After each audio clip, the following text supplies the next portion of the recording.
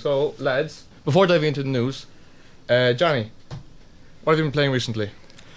Well, Graham, I recently finished Skyrim, and I gotta say, I'm a bit disappointed. With pretty much everything. I mean, it was hyped. It was hyped, and everyone was like, "Oh my god, arrow to the knee, that's great!" And I barely liked anything. I played it a lot, and I mean a lot. I got over 40. Well, you finished it, so I got over 40 hours out of that game. Did you enjoy the game? Somehow I did. I had fun, but was it actually the story or the game? Was it gameplay issues that you take issue with? I mean, the gameplay was good. The story was fairly bad, to be honest. I mean... Well, what did you find wrong with it? I didn't care about anyone at all except me, and I didn't even care about myself that much. I let myself die a lot for fun. Have you played the other Elder Scrolls games, or is this your first? That was my first at the time, but I started Morrowind, so maybe, you know... Morrowind, the third game. Yeah. And I believe, Graham, you had an experience with Arena and Daggerfall. Okay, Elder Scrolls 1 and 2, Arena and Daggerfall, came out in 94, Arena, and Daggerfall 98, maybe? They're way behind their time. I mean, even for that time, these games are awful. I mean, it took me, I don't know, like an hour to figure out how to download it and install it. Actually, an hour's pretty modest. It probably took me a day. And I was so excited when I got the games working, played them, and realised nothing was happening. There's no story, there's a story, but there's no side quests, you know what I mean? It's all one main quest. It's for an open world game, it appears quite linear when you're playing it, and it just drove me insane. That's an accomplishment for a game that the world is all of Tamriel, isn't it? Yeah, it's all the provinces. Skyrim takes place in Skyrim, solely within Skyrim. Yeah. Yes. Whereas this is the entire Middle Earth. What's it called? Tamriel. Yeah. Tamriel. Oh, also, I'm pretty sure Daggerfall actually has a bigger world than Arena, even though it's not. Yeah. So, like, way to go there, Bethesda.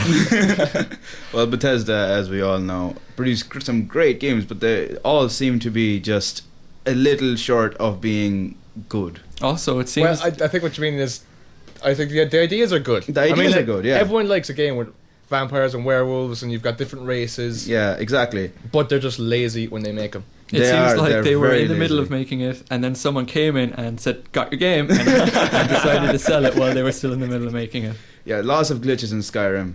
Oh God, many glitches, especially in the PS3 version. The PC version is more or less glitch free. Glitch free.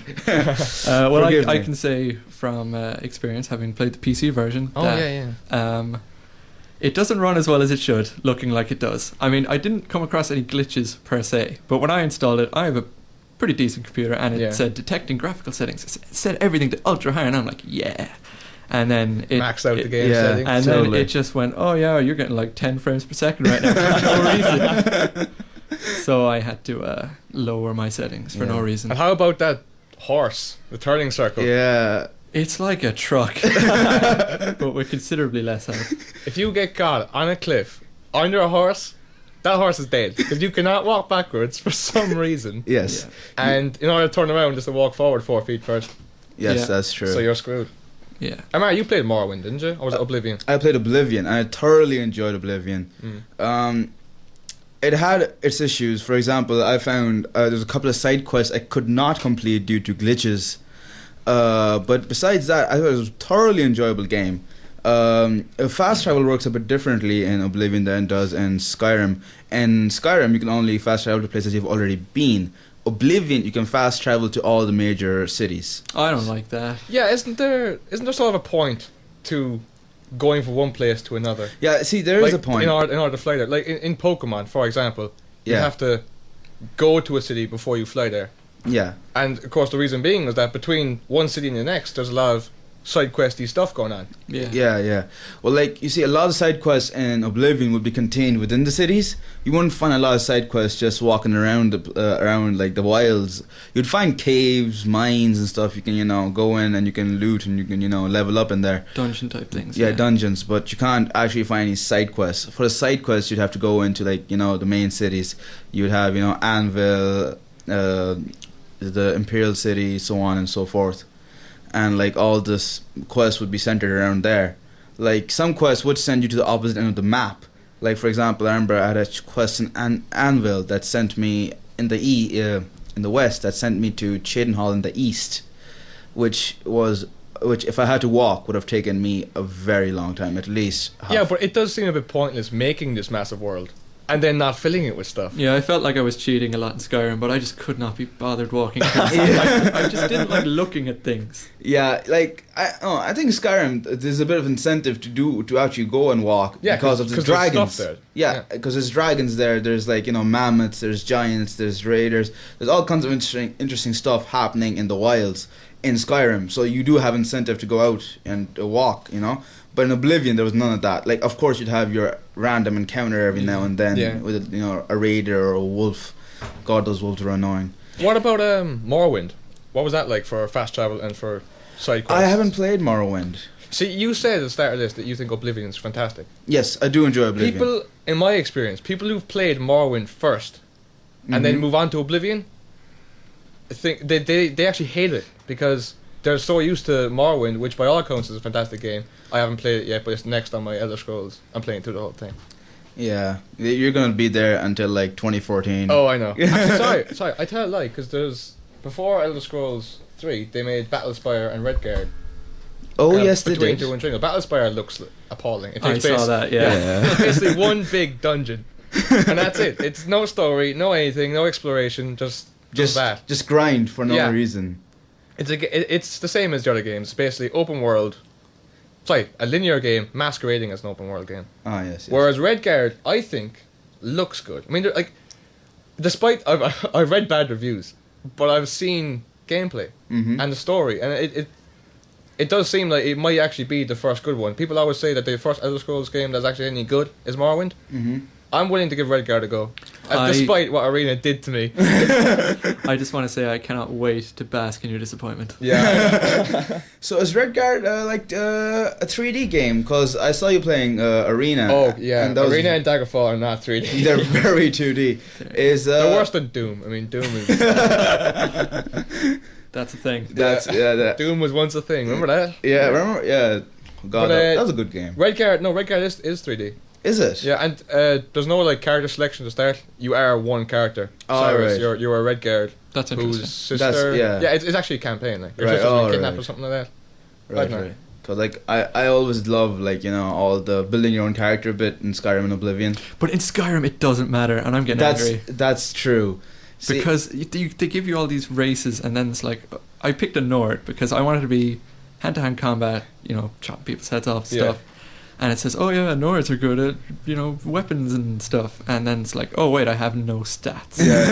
Yeah, like Oblivion was different. Oblivion, obviously people had their own stuff, Nords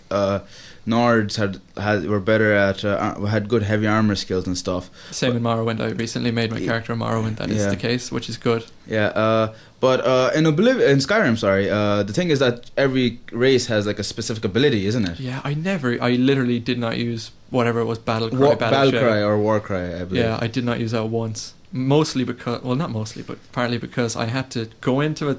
I'd press tab, go into the magic menu, then scroll down to abilities or whatever it was in. Couldn't you just select that one? See, this is why I never pick magic.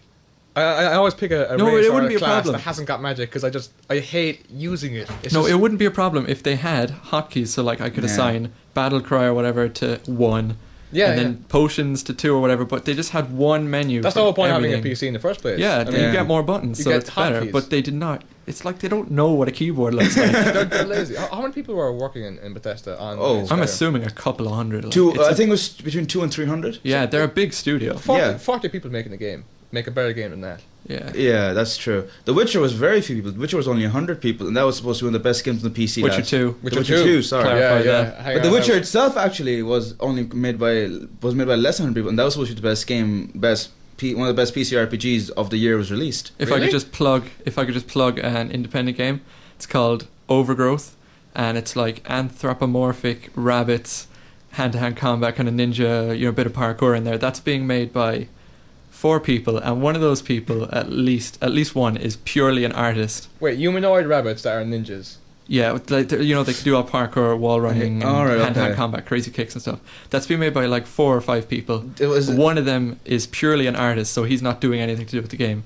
Right. That game looks like it's like Bastion. Be better. This is Bastion was one of the favorite games. A lot of people say it's one of the best games of best DLC games. I have it on my computer. I played about 10 minutes.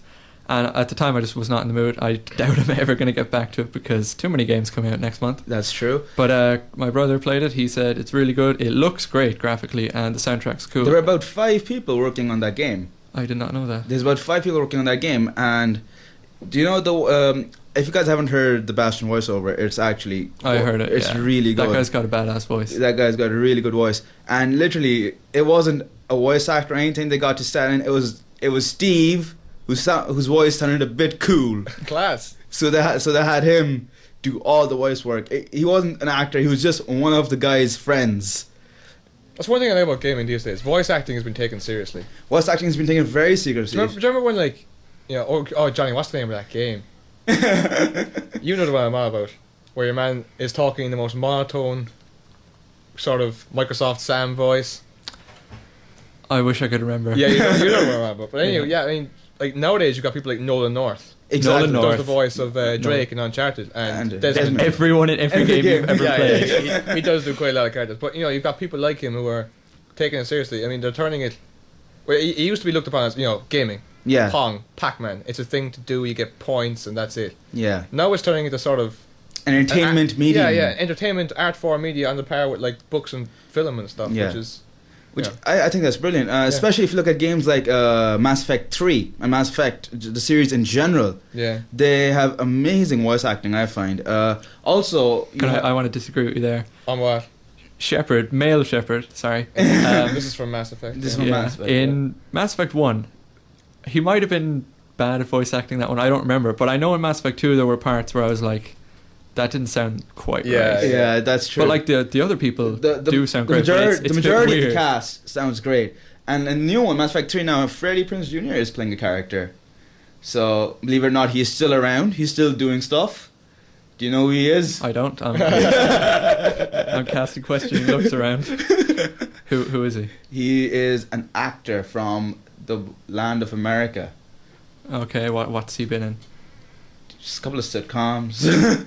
Wow. Some other stuff. I can't remember. They already had Seth Green. Why did they need someone else? Oh, damn it. Yeah, Seth Green happened. Yes, he did. I like his character. He's kind of funny. He's good, yeah. Well, Mass Effect 3, speaking of, this is going to be really interesting. Multiplayer in Mass Effect 3. What do you guys think of it? Johnny? I don't really know a lot about it. It's purely co-op, isn't it? It's purely co-op. It's like a 4-player squad, and you go and you do missions. It's almost like Spec Ops, as you would say. I don't really care, to be honest. Yeah. I'm Mass Effect. For me, it's purely single player. I mean, it might be cool. I probably will never play that. Ever. Like, I agree that Mass Effect, I buy it for the single player. I buy it for the story. But I just think the multiplayer is a nice add-on. Like, as long as it doesn't take anything away from that's the big problem. It's like everybody's saying it's going to take a lot away from the single player. But I've seen some of the footage for the multiplayer, and it doesn't look half bad. It actually looks quite fun. Yeah, but you see, I'm reminded now of Brotherhood.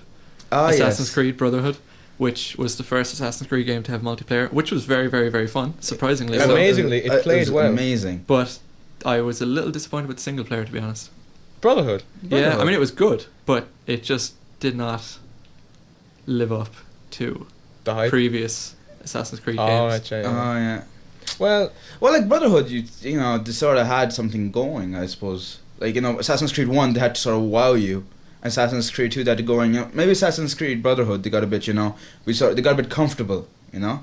Like, did you find the same with Assassin's Creed Revelations? I was surprised by how good that was. I thought it was better than Brotherhood, to be honest. The story? Yeah, I like the story a lot more. Well, see, it's hard for me to... Right, we are going to cut to... I think we'll go with Coldplay. I like a bit of Coldplay. Play a bit of Coldplay, okay, cool. And when we come back, we will have, hopefully, some gaming news. Next month, maybe just Christmas 2012.